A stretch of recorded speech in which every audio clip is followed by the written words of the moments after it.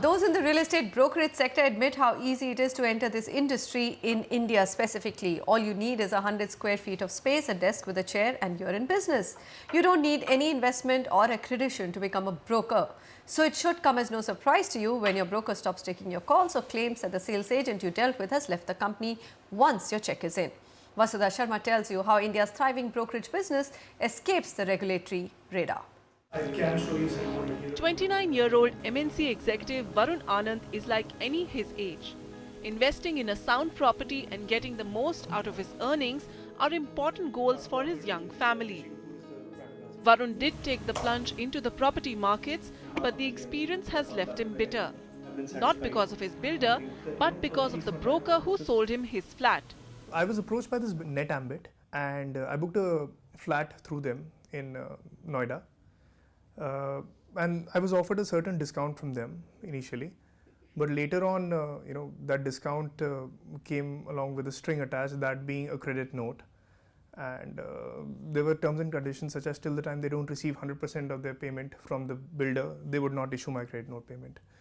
Even after the builder making their payment, they have never, cleared the payment. He was promised his discount after 30% of the payment. It was later hiked to 60%, and now even after 90% of the payment, his discount is still just on paper. October के बाद उन्होंने मुझे respond ही नहीं किया है. Scores of emails and phone calls to NetAmbit, a popular property brokerage firm in NCR, pleading for his discount to be released, has yielded nothing. I'm supporting my parents. I could have used that money to build something for my parents. Unfortunately, they don't care about it. Varun, in fact, is not the only one to claim cheating by NetAmbit. There are many who allege this broker first pursued home seekers to transact through them, and later they cut all communication when buyers started discovering loopholes either in the transaction or the project.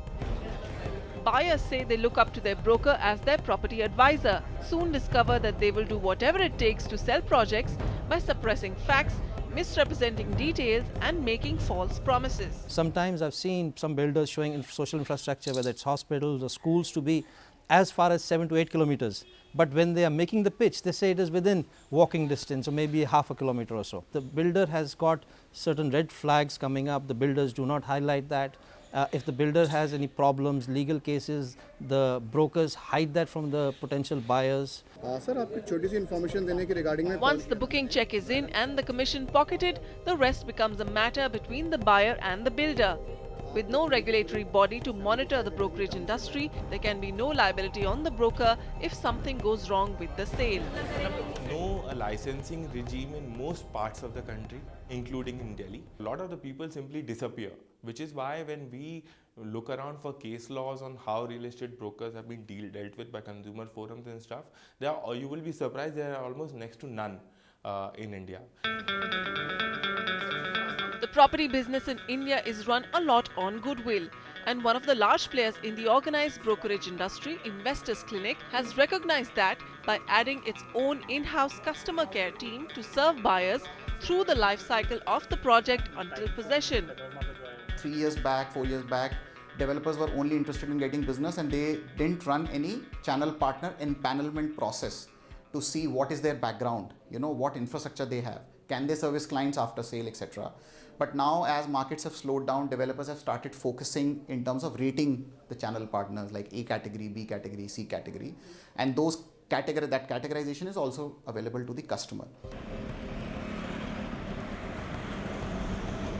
To bring order and discipline to the real estate industry, it is not just the builder but also the broker that has to come under regulation.